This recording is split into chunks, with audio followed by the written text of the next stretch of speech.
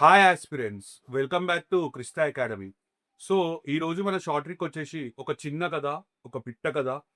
అది మీ కథ, నా కథ, మన నిరుద్యోగుల కథ. ఈ కథను ఉపయోగించుకొని ఒక ఆర్టికల్ అనేది ఎంత బాగా చేయొచ్చో, ఎంత బాగా అర్థం చేసుకోవచ్చో దాని గురించి చేస్తున్న వీడియో. ఒకసారి ఈ కథని వినండి, తర్వాత ఆర్టికల్స్ని అర్థం చేసుకోండి. చూడండి, ఇప్పుడు పైన రాశాను.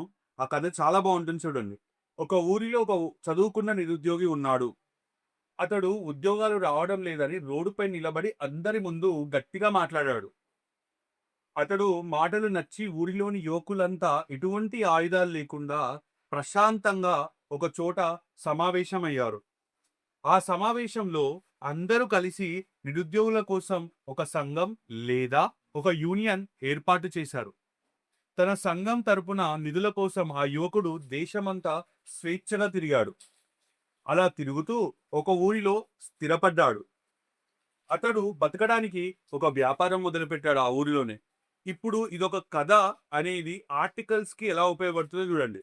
మనకి మొన్న క్లాస్లో ఆర్టికల్స్ 14 to 18, 18 తర్వాత నుంచి 23, 27 ఇలా ప్రతి ఒక్క ఆర్టికల్ గురించి ఒక ఫోన్ నెంబర్ ట్రిక్ ద్వారా మనం తెలుసుకున్నాం. రైట్ టు ఈక్వాలిటీ అయిపోయింది. ఇప్పుడు రైట్ టు ఫ్రీడమ్లో ఫస్ట్ ఆర్టికల్ 19.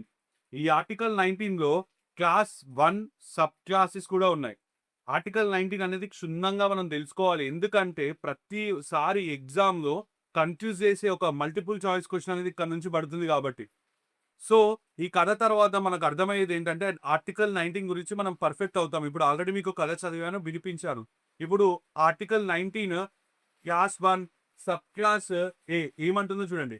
అందరి ముందు గట్టిగా మాట్లాడాడు. మాట్లాడే స్వేచ్ఛ. ఎంత ముందు మందైనా గట్టిగా మాట్లాడే అంటే మన లోపల ఉన్న భావాలని వ్యక్తం చేసే స్వేచ్ఛ అనేది మనకి రాజ్యాంగం ఆర్టికల్ 19 క్లాస్ 1 సబ్ క్లాస్ ఏ ద్వారా ప్రొవైడ్ చేస్తుంది. ఇది మనం గుర్తుపెట్టుకోవాలి. తర్వాత ఏం చేశాడు ఆ యువకుడు? ఎటువంటి ఆయుధాలు లేకుండా ప్రశాంతంగా ఒక చోట సమావేశమయ్యాడు.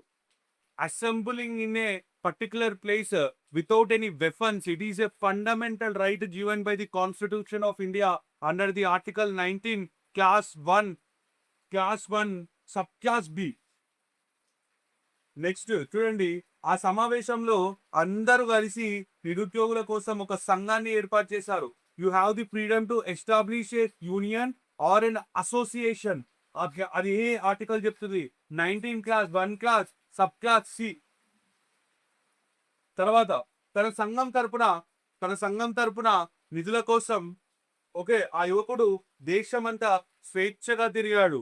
అంటే దేశం మొత్తం కూడా ఎటువంటి రిస్ట్రిక్షన్స్ లేకుండా నువ్వు ఫ్రీగా తిరగవచ్చు అని చెప్పే ఆర్టికల్ ఏది అంటే 19 క్లాస్ 1 క్లాస్ సబ్ క్లాస్ ఈ. తర్వాత తిరిగాడు 19 clause 1 clause sub clause D.